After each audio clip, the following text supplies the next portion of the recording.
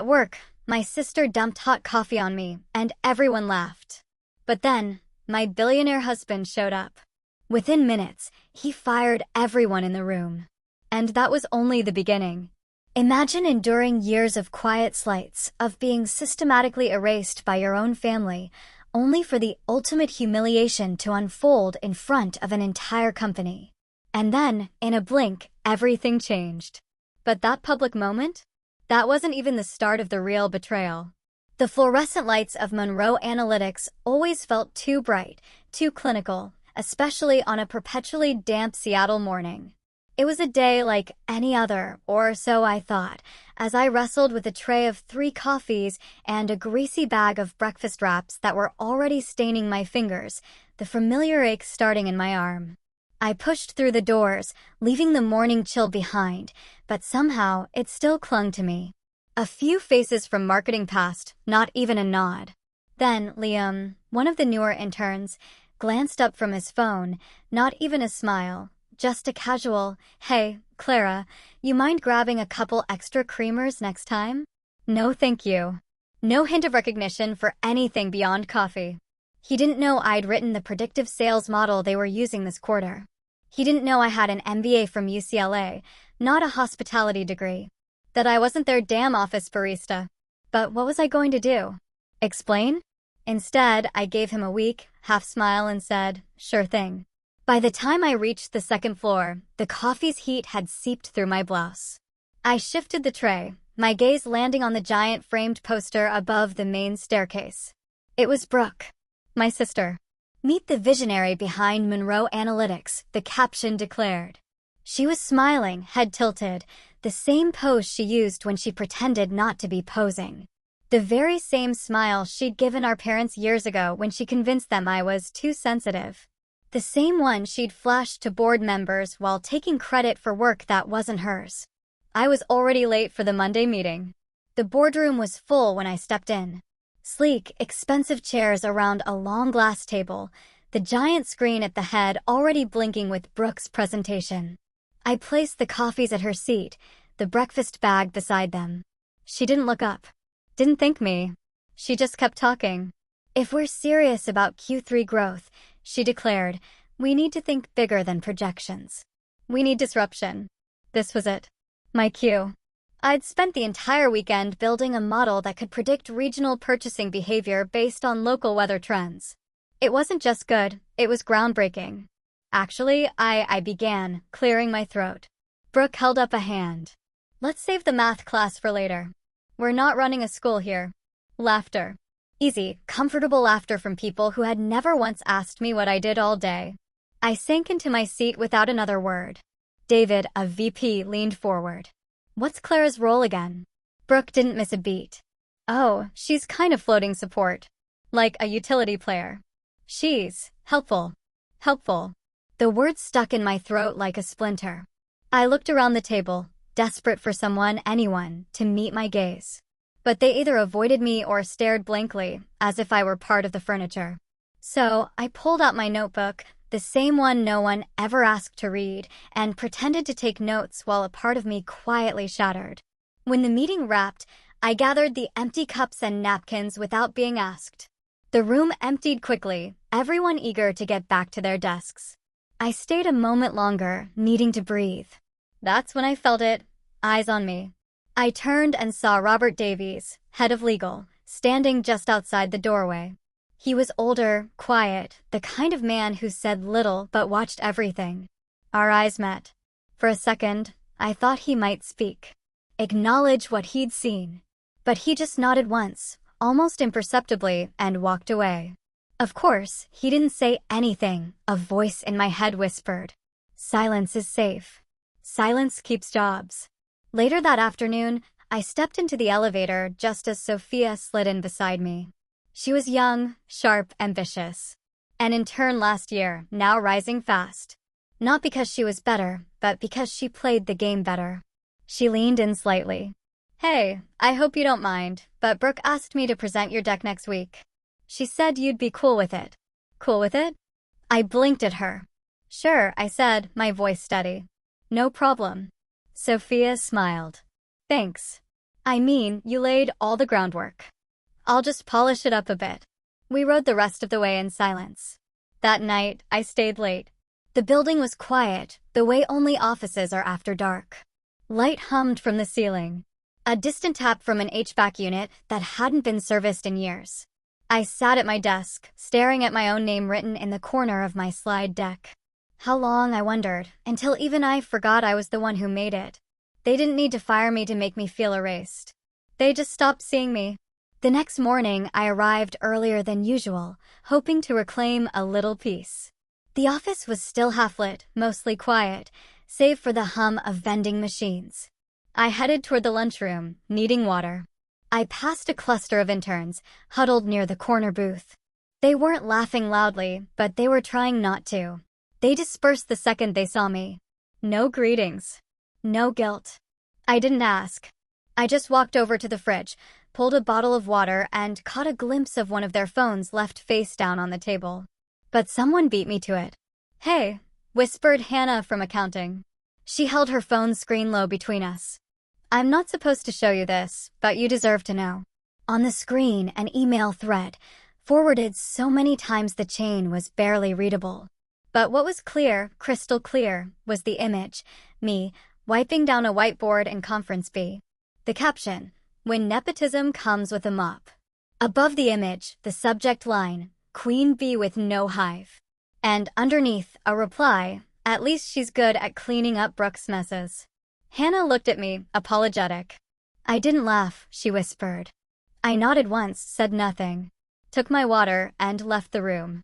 Back at my desk, I stared out the window. The clouds were thick that morning, heavier than usual for a Seattle spring. I didn't cry. I didn't even get angry. I just sat with the weight of it, letting it settle where it always did, deep, invisible, just below the surface. They didn't even try to hide it anymore. I wasn't just overlooked. I was a punchline. The monthly recognition meeting was that afternoon, one of those pseudo-celebrations with bagels, balloons, and a PowerPoint loop of smiling headshots.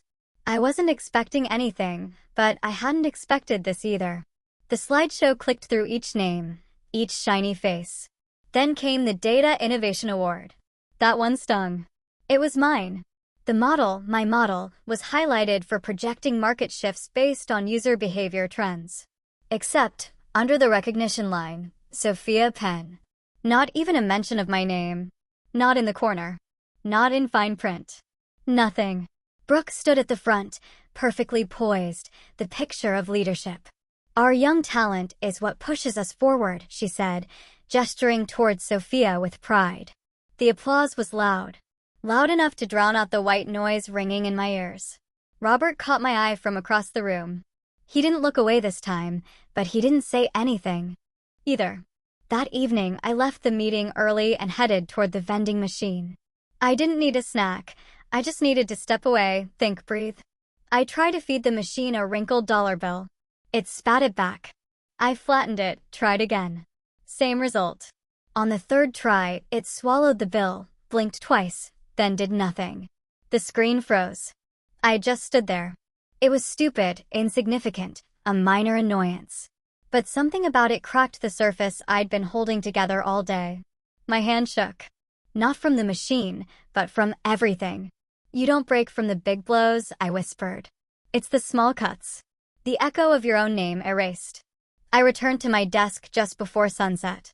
The office had cleared out. Brooke had gone home. Sophia, too. Sitting there under the dull light, I noticed a folder placed neatly on my chair. No note. I opened it. Inside, a printed version of my latest presentation. The one I'd drafted for the product team's quarterly pivot. Every slide intact. Every chart exactly as I'd laid it out. Except for one thing, Sophia's watermark, bottom right corner of every page. My name nowhere. I didn't even flinch. Not anymore. I walked over to the printer tray, checked the timestamp, printed that afternoon, 2 hours before the recognition meeting. I returned to my desk, sat down, logged into my email. Opened a draft. Subject, Documentation, Part 1. Attachment, scanned copy of the folder. Body, blank. I hit send to myself. I stared at the screen a few seconds longer, then shut the laptop. They thought I was quiet because I didn't know how to fight. What they didn't know is I had just started. The office was empty by the time I left. I walked slowly through the parking garage, letting the echo of my heels follow me like a shadow that had learned too well how to stay silent. On the drive home, I didn't turn on the radio. I needed the quiet, not to think thinking hurt, but to let my thoughts unravel without judgment. The next day, we had an investor visit. One of those high-pressure showcases Brooke thrived on. The kind where we pretended everyone was aligned, efficient, inspired. The kind where she reminded everyone, subtly of course, that this company bore her name, even if it technically belonged to our parents. The investor was an older man named Mr. Harrison, friendly, but clearly calculating, the type that read between words more than he listened to them. He shook hands, asked too many questions, and smiled like he already knew who was getting the next funding round. Brooke met him at the front, our mother, Evelyn, right behind her. Evelyn, the matriarch. She wore a tailored navy suit, hair swept back, so tight it made her look like she was always in control. She greeted Mr. Harrison with polished confidence and guided him into the hallway like she owned the building, which in a way, she did. "This is Brooke," she said, gesturing with a proud hand. "My daughter, the brain behind all of this." I stood 3 feet away. "Look at me." She didn't introduce me. She didn't even acknowledge my presence. Mr. Harrison turned to me anyway, politely puzzled. "And you are?" "Oh," I said, smiling just enough to be civil. "I'm the one who wipes down the whiteboard." He blinked, then let out a confused chuckle, like maybe it was a joke. It wasn't.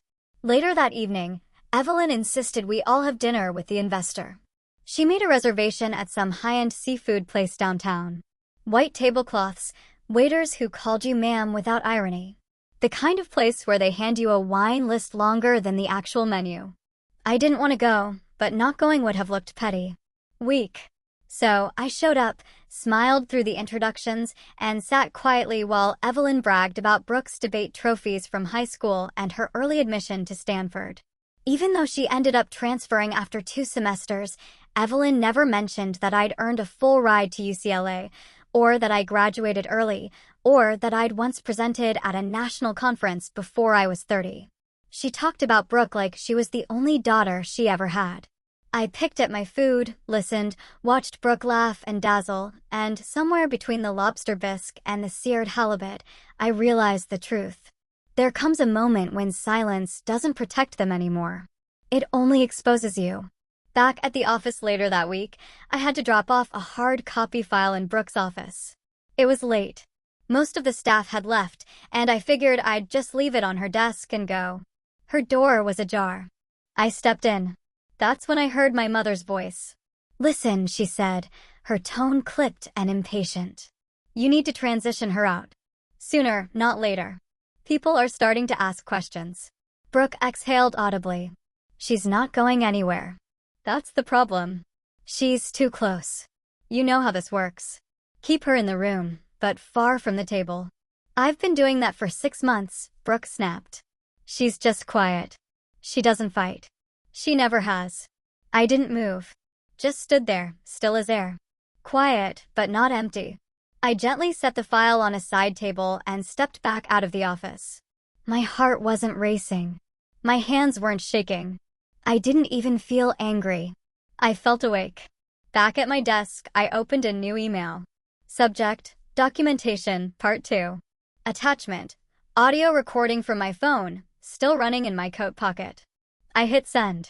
That night at home, I sat on the floor of my apartment in an oversized sweatshirt, a cup of tea going cold beside me. I pulled out a shoebox filled with old family photos. One of them, me at age 10, holding up a science fair ribbon, had Brooke in the background, arms crossed, not smiling. I used to think I was invisible because I wasn't good enough. But I wasn't invisible because I lacked value. I was invisible because I refused to shrink to fit their image of what enough looked like. That was the night I created a new folder on my laptop, Contingency Plan. Because if they were going to come for me, I wasn't just going to sit there. I'd been underestimated for too long. And if they thought I wouldn't fight back, they weren't watching closely enough. I spent the next morning pacing my apartment, letting the kettle boil over twice and forgetting where I put my keys. I wasn't panicking. I was preparing. There's a difference. By the time I walked into the office, everything in me had shifted. I wasn't there to survive anymore. I was there to remember who I was before I let them rewrite me. I dropped my bag at my desk and checked my voicemail. I hadn't cleared them in weeks. Couldn't stomach hearing one more, just checking in or circling back, but today I did. Second message down. A woman's voice came through. Professional but warm. Hi, Ms. Monroe. This is Kayla from Eastbrook Data. We met briefly at the Boston Tech Summit in June. Our director of strategy is moving to Europe, and we'd love to talk to you about stepping into that role. We think your work with consumer behavioral modeling is exactly the direction we need. Give us a call if you're open to a conversation. The date on the message, 5 weeks ago. I sat very still, listening to the beep that ended the message. Boston. Director level. A real offer. Real recognition. And I had turned it down, or worse, ignored it. Because 6 weeks ago, Brooke had looked me in the eyes and said, I can't save this company without you, Clara. I trust you more than anyone. I thought I was helping my sister rebuild something worth saving. Turns out I was just hammering nails into my own coffin. Later that afternoon, we had our quarterly strategy meeting. I knew what was coming, or I thought I did. The presentation was titled Predictive Models for Consumer Pulse. That was mine. My code. My project. My sweat. I watched as the screen lit up with my charts, my formulas, my structure, repackaged under a fresh title. Sophia walked to the front of the room in a pressed blouse and patent leather heels, smiling like she'd spent the last 3 months coding in the dark. She began with, I'm proud to present a predictive framework we've been building to anticipate regional consumer behavior. Sophia didn't even know the difference between logistic and linear regression until I explained it to her last month. And there it was, Brooke standing at the back, nodding along, proud as a mother at a recital. She didn't speak until the end, then clapped twice and said, exactly what I envisioned when I hired fresh minds to shake things up. Fresh minds. I sat frozen, every cell in my body screaming, but my face stayed calm. When the meeting ended, I opened my inbox. Right on time, an automated message appeared. Subject, thank you. Body, great note-taking today, Clara. Your support makes everything run smoother. Support. I walked slowly back to my desk, shut my laptop, then opened the draft folder on my desktop. Inside was the original version of the deck, the one with my name on every page, my notes in the margin, time-stamped edits saved on a cloud account I controlled. There was no denying it. No room for, maybe you misunderstood. I highlighted the entire folder and dragged it into the contingency plan, Phase 2 directory. Then I backed it up in 3 more places. After work, I skipped the bus and walked instead. Needed the air, the space. By the time I got home, the sky was already fading to blue-gray. I poured a glass of wine, sat at the kitchen table, and opened my laptop again. I stared at the screen for a full minute. Then I remembered a name Michael had mentioned once, someone he'd worked with during a merger in Chicago, a lawyer who specialized in intellectual property disputes. I found her email, attached the full folder. No note, no signature, just the subject line, intellectual property theft. Internal evidence attached. I hit send. That night, I didn't sleep much, but I didn't toss and turn either. I was done waiting for someone else to call it what it was. This time, I was sending the signal and someone was going to answer it. By the time the office lights flickered on the next morning, I was already seated at the far corner of the conference room, right next to the humming printer. It wasn't even subtle. My name had been left off the agenda again. No welcome slide, no introduction, not even a seating card. Junior staffers sat at the main table, some with less than 6 months of experience. Sophia had a full section to herself. She glanced my way briefly, then turned back to her tablet. She knew. They all did. I didn't ask questions. I didn't try to fix it. I just pulled out my phone, opened the voice recorder, and set it face down beside my notepad. The presentation began with a bloated slideshow packed with recycled metrics, half of which had originated in my research. When one of the interns incorrectly summarized a data set I'd built from scratch, no one corrected her. When Brooke stepped in to wrap things up, she nodded toward the team like a school principal on awards day. "These are the future of Monroe Analytics," she said, all smile and spin. And let's be honest, fresh eyes see things we often miss. Fresh eyes like mine were cataracts. The meeting ran long. When it finally ended, I waited until the hallway cleared before packing up. I reached for my bag when a new email pinged on my screen. It had been sent to a small group, myself accidentally included. Subject: Thursday debrief. Internal only. The first line: "Honestly, she's just good for coffee runs and filling out the diversity line item." Another reply came seconds later: "She still thinks she's in the running for VP. Adorable." And one more: "We should frame that mop picture, or better yet, name a conference room after her." I didn't react. Not outwardly. I hit forward. To my secure email. Subject: Documentation. Server 3. Body empty. I closed the tab, then walked calmly out of the room and into the hallway where Brooke was standing near the coffee station, chatting with Mr. Harrison, the investor. Her voice was light, performative, the way it always was when she had something to gain. She noticed me. "Clara, don't forget to restock the sugar packets. I think we're low again." I stepped forward, just close enough for her to hear me. "If you push again," I said, steady and quiet, "I'll push back." Not like before. Not silently. Her mouth curved into that practice smile she used in press photos.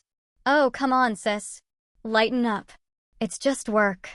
But there was a pause, barely half a second, before she spoke again. That hesitation was all I needed.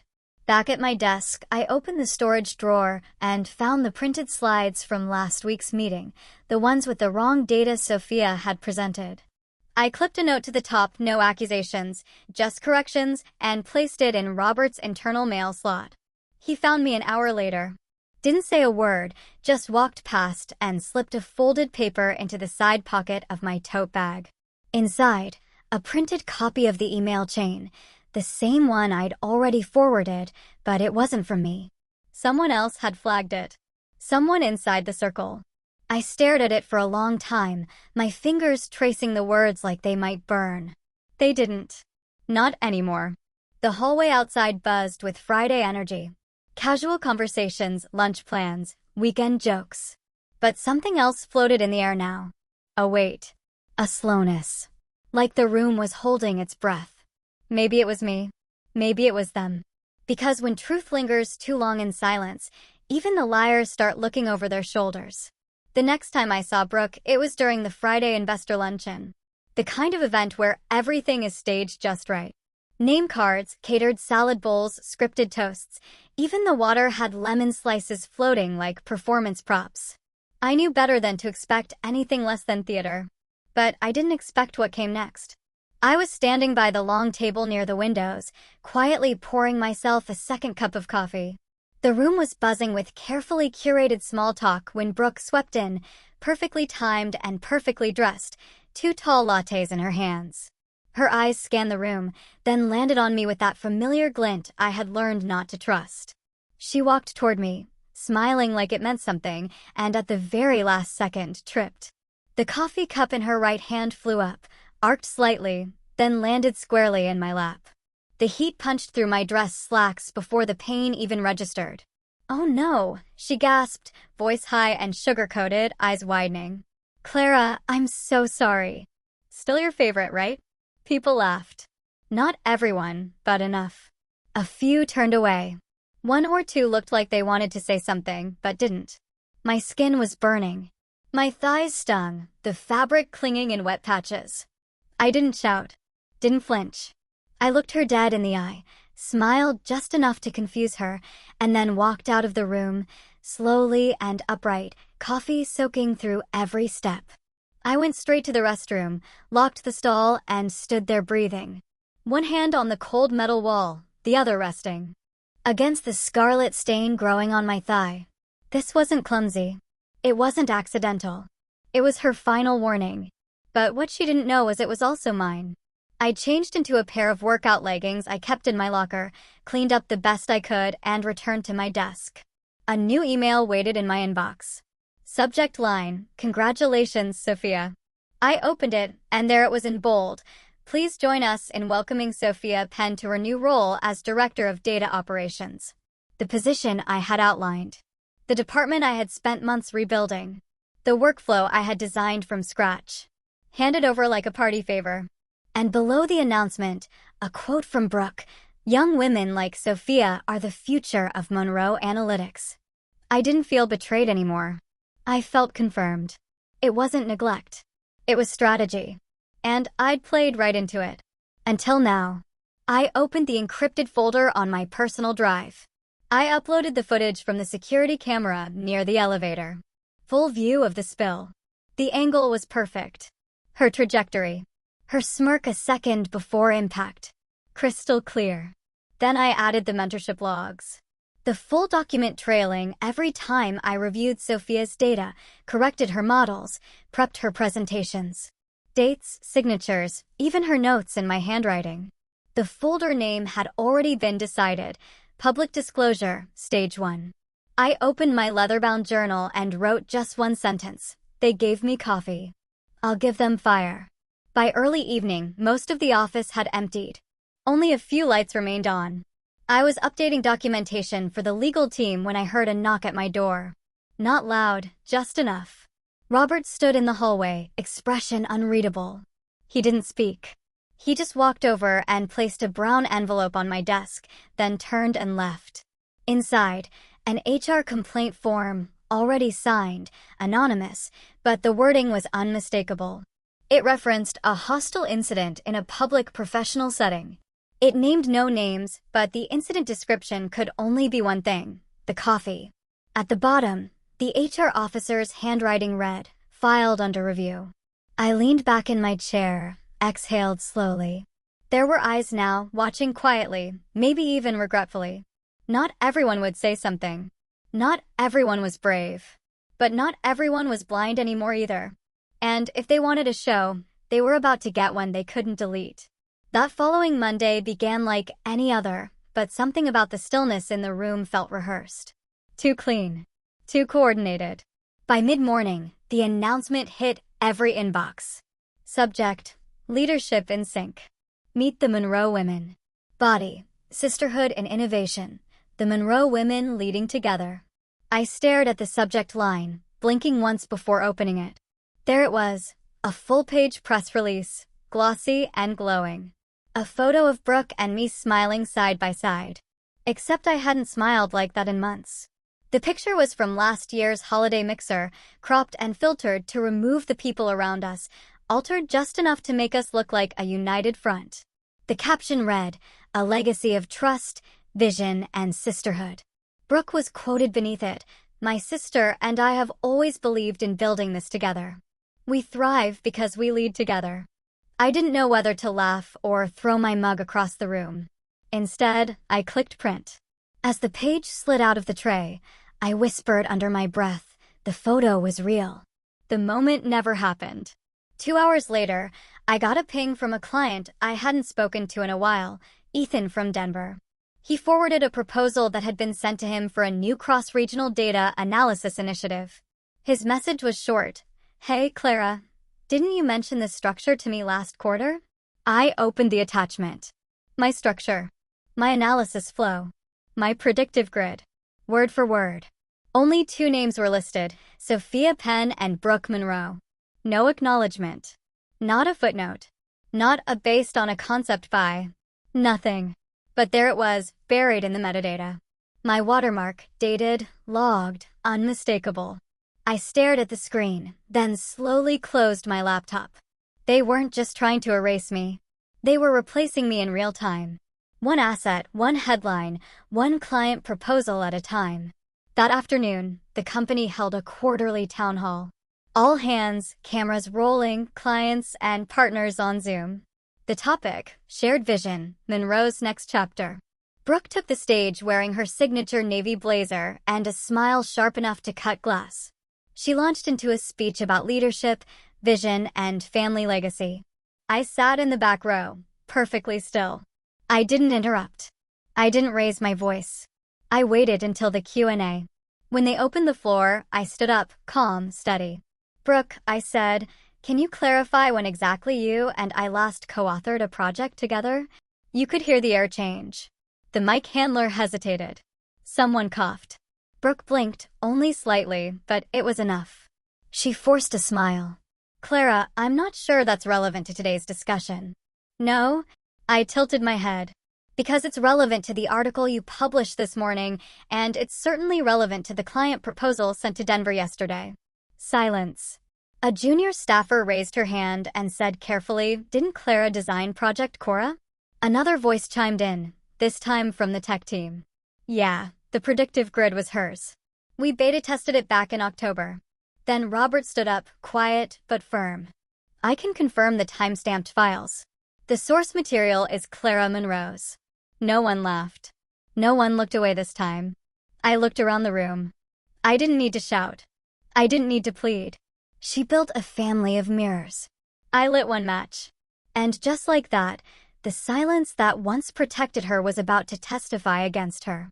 After the town hall ended, people left the auditorium quickly, but not toward me. No one said anything, not even Robert. His usual nod was replaced with lowered eyes as he passed my row. Back at my desk, I ate lunch alone again. The cold pasta I brought from home tasted like cardboard, but I kept chewing one bite after another. Like always, no one sat next to me. No one mentioned the Q&A. No one acknowledged what they'd heard, because doing so might require choosing a side, and that would mean risk. It's funny how silence isn't neutral. It just waits to see who's going to win before it speaks. I was clearing my dishes when the elevator bell dinged. The sound wasn't unusual until I heard it again. A pause, then the steps. Two men in dark suits walked out first, scanning the room like they already knew where to go. Then came the third figure, Michael. He didn't wear the usual softness he carried at home, no loosened tie, no casual button-down. He wore a fitted black suit, no tie, eyes focused straight ahead. It wasn't just his clothes. It was the way the air shifted around him, like the room had finally decided to listen. Brooke appeared from her office, faltering just slightly. She put on her usual grin, the one she reserved for investors, for cameras, but her shoulders weren't sitting right. "Michael," she said, as if she'd just bumped into an old college friend. "We weren't expecting." He cut her off with a quiet, "Let's make this brief." The boardroom doors opened as if on cue. I followed, not because I was told to, but because I knew what was coming. Inside the room, Brooke sat at the head, flanked by 3 executive assistants. Robert took his seat silently. I stayed standing. Michael placed a single manila folder in front of her, then another in front of Robert. "Transfer of controlling interest," he said simply. "Effective immediately, Monroe Analytics now belongs majority to Wexler Holdings. It's been a quiet acquisition, by design." Brooke's face didn't fall. It froze. "This is a joke." Michael remained still. "No. What's been happening in this company for the last year? That's the joke. I'm here to end it." She laughed once, sharp. "You bought us out? That's your revenge for me defending this place." He didn't flinch. "You defended a lie. You curated a brand. You erased people." Then he turned to Robert. "I'll be appointing interim compliance and ethics leadership, starting with a full audit of internal communications, reporting structures, and project authorship." Robert gave a single, solid nod. Michael looked to me next. I reached into my bag, pulled out a USB, and walked calmly to the screen at the front of the room. I plugged it in. One click. The first slide, a screenshot of the internal email where I was called Diversity Decor. Next, a proposal to a client with Sophia's name pasted over my model. Then, footage from the security camera showing Brooke's very intentional coffee spill. And finally, a single slide with text in bold: "If silence protects the abuser, let noise redeem the truth." No music. No voiceover. Just truth. Laid bare. Sophia, seated in the corner, buried her face in her hands. Robert looked directly at Brooke.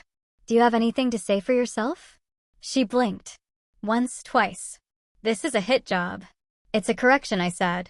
Michael stood. Effective immediately, Brooke Monroe is removed from her role. A review of all project leads will begin this week. Your contract is terminated, pending legal review. Brooke's voice cracked. You're doing this now? Here? In front of her? Michael didn't look at me when he said, You did it to yourself. You just didn't expect anyone to say so out loud. She turned to our mother, Evelyn, seated at the far end of the room.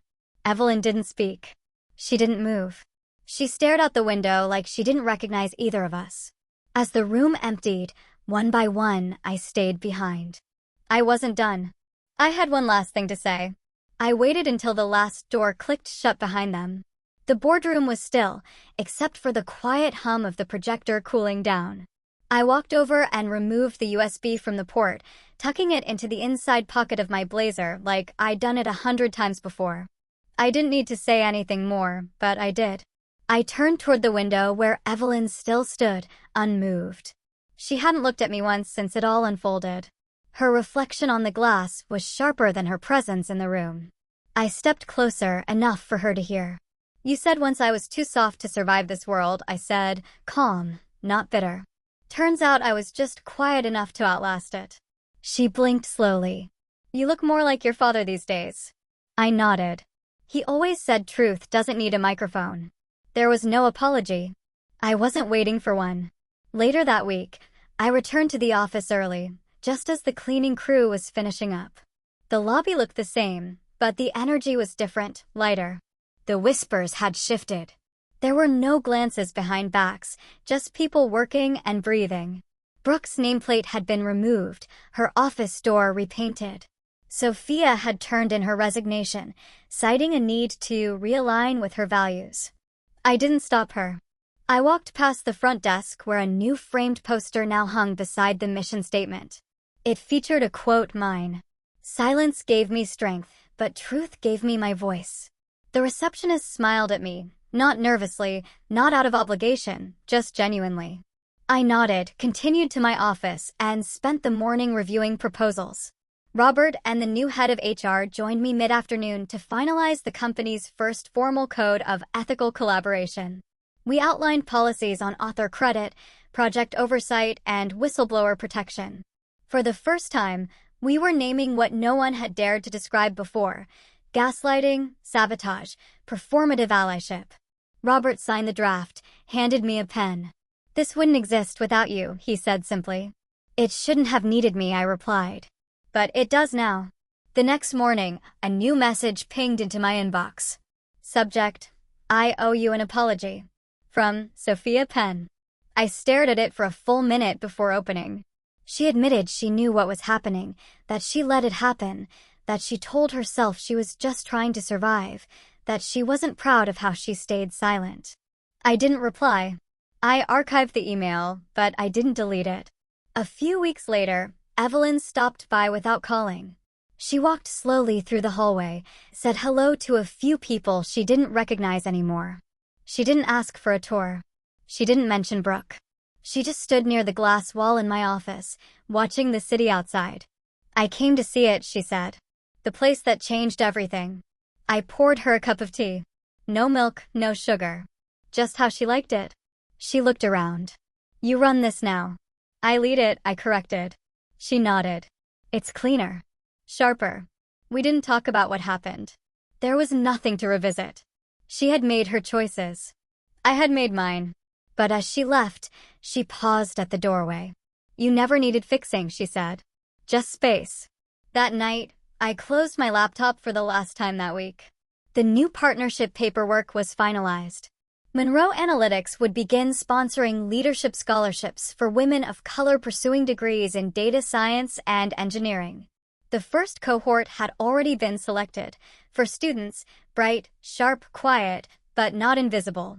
As I turned off the lights and headed out, there was no applause, no spotlight, just a soft stillness that settled around me like a coat I'd sewn for myself, stitch by stitch. They called it revenge. But I never needed them to fall. I just needed room to rise. You know, I used to think being quiet meant being weak, that staying calm meant giving up. But I've learned that silence, when chosen, can be power. And sometimes, The strongest move you'll ever make is to stand your ground without raising your voice. If you're watching this and you've ever felt invisible at work, in your family, in your own story, I want you to know you're not alone.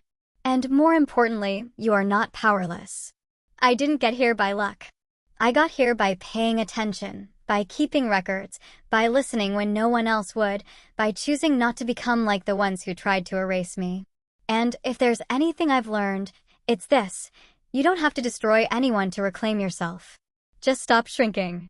So, let me ask you, have you ever been in a room full of people and still felt completely unseen? How did you find your way back to yourself, or maybe are you still trying? Tell me in the comments below. I'm reading every single one. And if this story resonated with you, even just a little, please drop a like and subscribe for more raw, real stories about finding your voice. Your support means the world. Your support means the world. But that was just the beginning, wasn't it? That boardroom showdown, Michael's dramatic entrance, the USB drive, that was just the opening salvo in a much longer, much more personal war. The truth, the raw, unfiltered truth of what happens after you've finally found your voice and stood your ground, is often far more complicated than the dramatic flourish of a corporate takeover.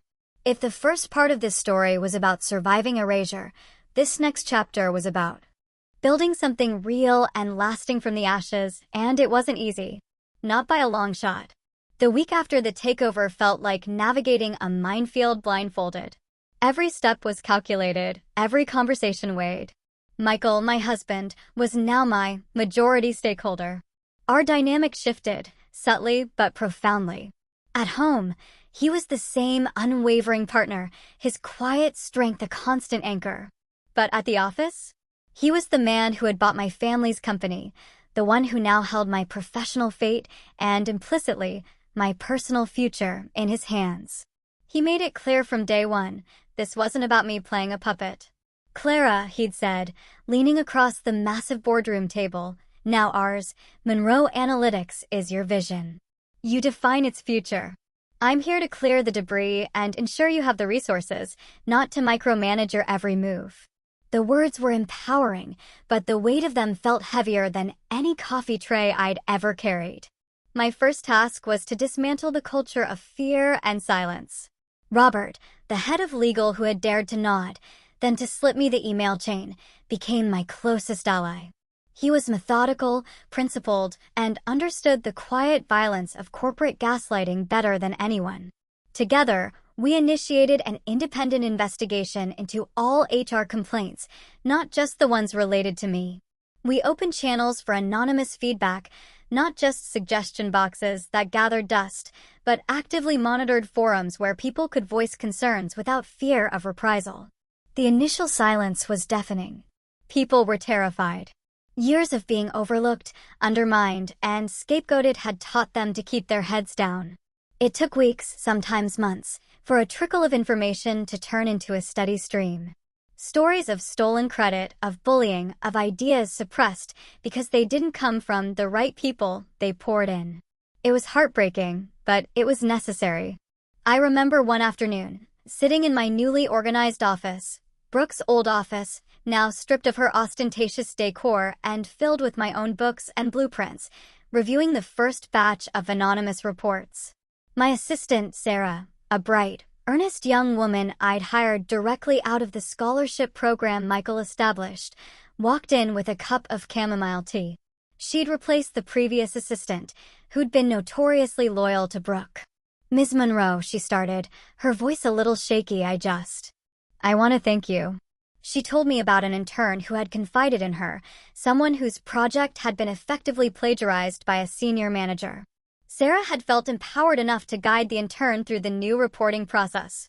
To hear that the first wave of change was already empowering others, that my struggle was translating into real protection for people like the old me, was a deep, soul-satisfying kind of relief.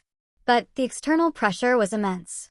The tech world is small, and the news of Michael's hostile takeover, fueled by a scandalous internal power struggle, made waves. Competitors circled like sharks, trying to poach talent or capitalize on our perceived instability. Mr. Harrison, the investor who had witnessed Brooke's downfall, called me personally. He was polite, almost deferential, but his message was clear. Prove this isn't just a personal vendetta. Show us the numbers. Show us the vision. The old Clara might have crumbled under that pressure. The new Clara felt a flicker of the fire she'd discovered. We will, I told him, my voice steady. But not by cutting corners.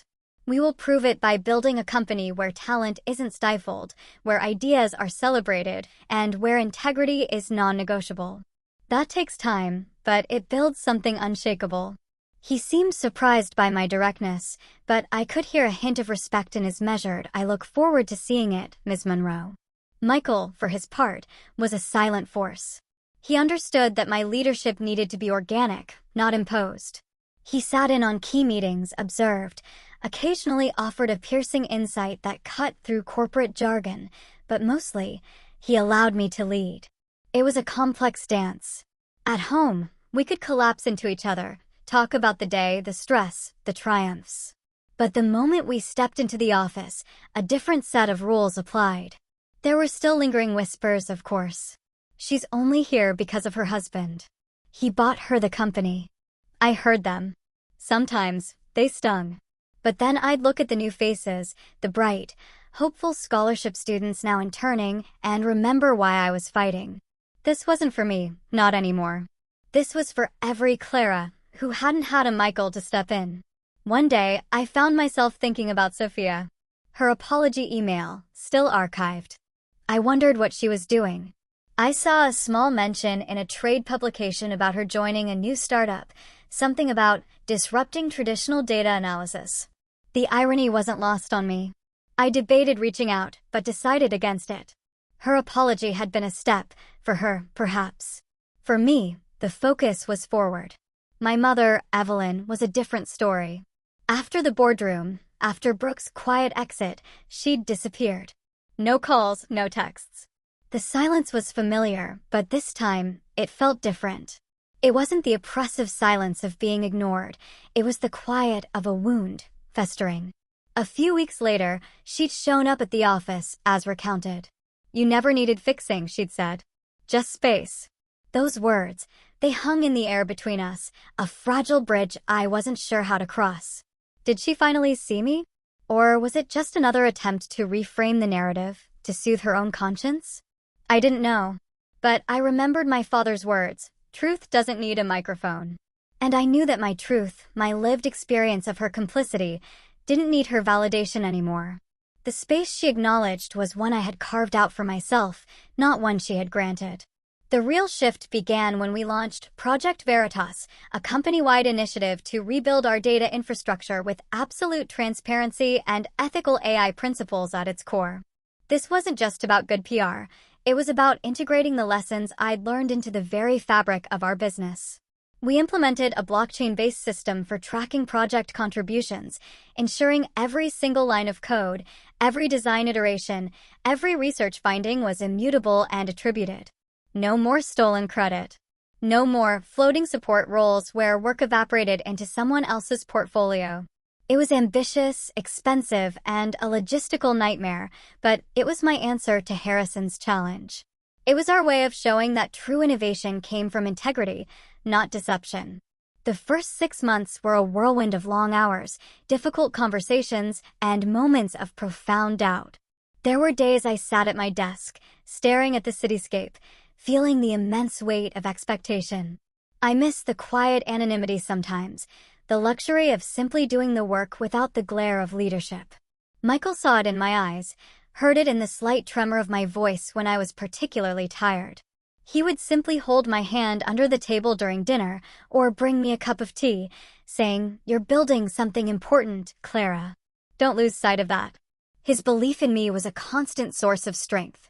One evening, I was holed up in the office, reviewing the final audit reports for Project Veritas.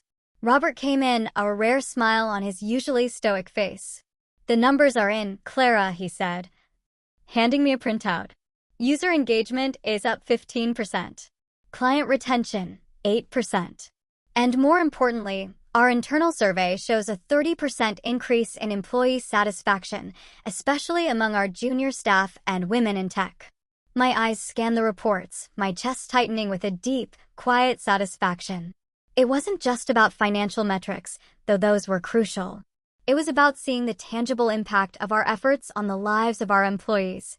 It was about feeling the hum of a healthy, vibrant culture, one built on trust and respect, something I'd never felt in Monroe Analytics before.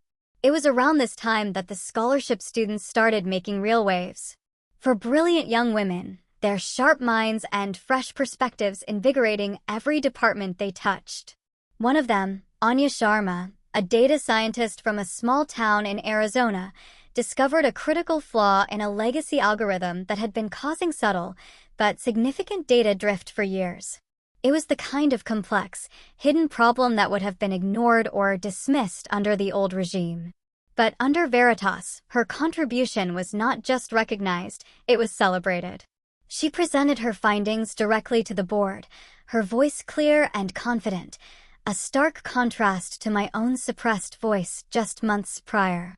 Watching her, I felt a surge of pride, a deeper sense of purpose than any personal victory had ever given me. This was the fire I had promised. Not destructive, but transformative. Then came the unexpected. A phone call from Brooke. It had been nearly a year. My heart hammered, a primal reaction I fought to control. Her voice was flat, devoid of its usual performative charm. "Clara," she said, "I need to talk to you. Privately." We met at a neutral coffee shop, one far from our old haunts. She looked diminished. The sharp edges of her ambition seemed blunted, her eyes tired. She had lost her position, her reputation, and, for a time, she'd been unable to find meaningful work. The industry had a long memory, especially for someone whose fall from grace had been so spectacular and publicly documented. She didn't apologize, not directly. Not in the way I might have once craved. Instead, she spoke about her own struggles, about realizing how hollow her successes had been, built on a foundation of deceit. I just wanted to tell you," she began, fiddling with a sugar packet, "that you were right. About everything." It wasn't an admission of guilt, but of consequence. She didn't want anything from me, she insisted. She just needed to say it, to acknowledge the reality of what she'd done. I listened, truly listened, for the first time in years. And in that moment, I realized something profound. Her pain wasn't my burden to carry, nor was her redemption my responsibility to grant. I simply listened, offered a quiet "I hear you," and let her go. There was no cathartic reconciliation, no tearful embrace. Just a quiet understanding that we were finally, truly, on separate paths. The sisterhood she'd once manipulated was broken beyond repair, but a new, stronger version of myself had emerged from its ruins. My own mother, Evelyn, had also begun her own slow, painful journey of introspection. She started visiting more often, not at the office, but at my apartment. She'd bring little gifts, cook meals for me, small gestures that spoke volumes of a woman trying to reconnect to a tone. One evening, she picked up an old photo album, the same one I'd once used to spark my contingency plan. She paused on a picture of my father, smiling, his arm around me. "He saw it in you, you know," she said softly, her voice thick with emotion. "The quiet strength. He always said you were the one who would change things." It was the closest thing to an apology, to an acknowledgement of her past blindness, that I would ever get. And it was enough. The resentment I'd harbored for so long began to recede, replaced by a weary understanding, a fragile hope for a different kind of relationship. Not perfect, not fully healed, but real. As the years passed, Monroe Analytics, now under the Wexler Holdings umbrella, but unmistakably Clara Monroe's company, became a beacon of ethical innovation.